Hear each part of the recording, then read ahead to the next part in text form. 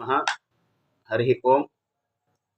కార్తీక పురాణం నందలి 24వ అధ్యాయము అంబరీషుని యొక్క ద్వాదశి వ్రతము గూర్చి ఈ అధ్యాయంలో చెప్పబడి ఉన్నది.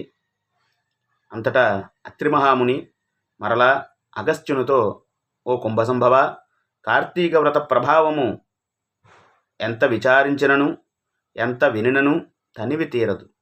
నాకు తెలిసినంతవరకు వివరింతును, భక్తి శ్రద్ధలతో వినుము. గంగా, గోదావరి మొదలగు నదులలో స్నానము చేసినందువలనను, సూర్య చంద్రగ్రహణ సమయములందు స్నానములు అనర్చిన ఎంత ఫలితము కలుగునో, శ్రీమన్నారాయణుని నిజతత్వము తెలిపెడి కార్తీక వ్రతమందు శుద్ధ ద్వాదశి నాడు భక్తి శ్రద్ధలతో దాన ధర్మములు చేయువారికి అంత ఫలితమే కలుగును. ఆ ద్వాదశి నాడు చేసిన సత్కార్య ఫలము ఇతర దినముల్లో చేసిన ఫలము కంటే 1000 రెట్లు అధికము కాగలదు. ఆ ద్వాదశీ వ్రతము చేయు విధానము ఎట్లో చెప్పేదను వినుము. కార్తీక శుద్ధ దశమి రోజున పగటి పూట మాత్రమే భుజించి, ఆ మరునాడు అనగా ఏకాదశి రోజున ఏ వ్రతము చేయక శుష్క ఉపవాసముండి ద్వాదశి ఘడియలు వచ్చిన తరువాతనే భుజింపవలేను. దీనికి ఒక ఇతిహాసము కలదు, దానిని కూడా వివరించేదను. సావధానుడవై భక్తి శ్రద్ధలతో ఆలకింపుము అని ఇట్లు చెప్పుచున్నాడు. పూర్వము అంబరీషుడు అను మహారాజు కలడు. అతడు పరమ భాగవత ఉత్తముడు, ద్వాదశి వ్రత ప్రియుడు. అంబరీషుడు ప్రతి ద్వాదశి నాడు క్రమము తప్పకుండా వ్రతము చేయుచుండెడివాడు. ఒక ద్వాదశి నాడు ద్వాదశి గడియలు స్వల్పముగా ఉండెను. అందులచే ఆ రోజు త్వరగా వ్రతమును ముగించి బ్రాహ్మణ సమారాధన చేయదలిచి సిద్ధముగా ఉండెను. అదే సమయమున అచ్చటకు కోపస్వభావుడగు దూర్వాసుడు వచ్చెను. అంబరీషుడు ఆ మునిని గౌరవించి, ద్వాదశ గడియలలో పారాయణ చేయవలేనుగాన తొందరగా స్నానం చేసి రమ్మని కోరెను. దూర్వాసుడు అందులోకి అంగీకరించి సమీపమున గల నదికి స్నానమునకై వెళ్ళెను. అంబరీషుడు ఎంతసేపు వేచియున్నను దూర్వాసుడు రాలేదు. ద్వాదశి గడియలు దాటిపోవుచున్నవి. అందుచేత అంబరీషుడు తనలో తాను ఇట్లు అనుకొనెను, ఇంటికొచ్చిన దూర్వాసుని భోజనముకు రమ్మంటిని. ఆ ముని నదికి స్నానముకు వెళ్ళి ఇంతవరకు రాలేదు.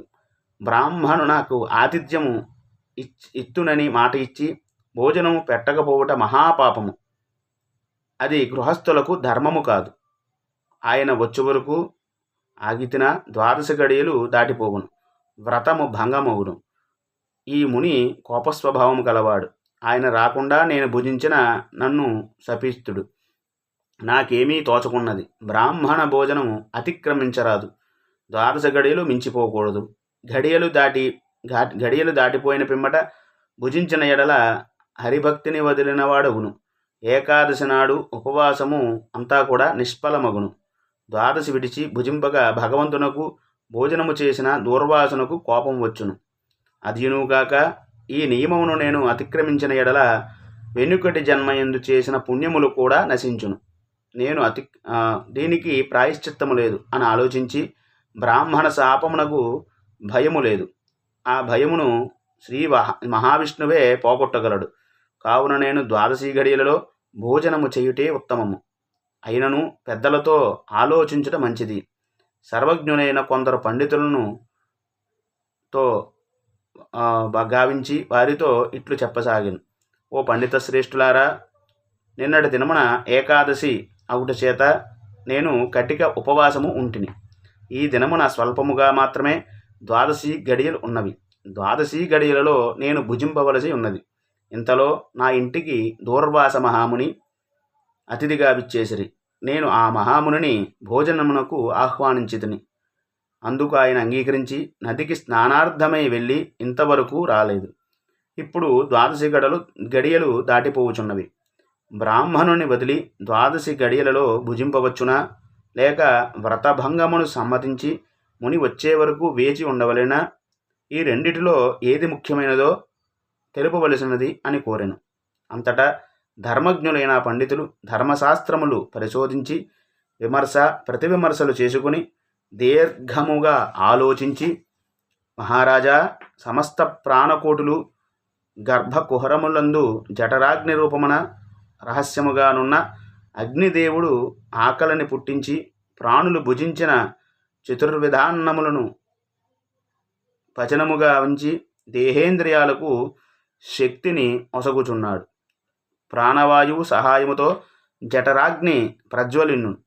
అది చెలరేగిన క్షుద్బాధ దప్పిక కలుగును. ఆ తాపము చల్లార్చవలనన్న అన్నము నీరు పుచ్చుకొని శాంతపరచవలేను. శరీరమునకు శక్తి కలుగజేయువాడు అగ్నిదేవుడు.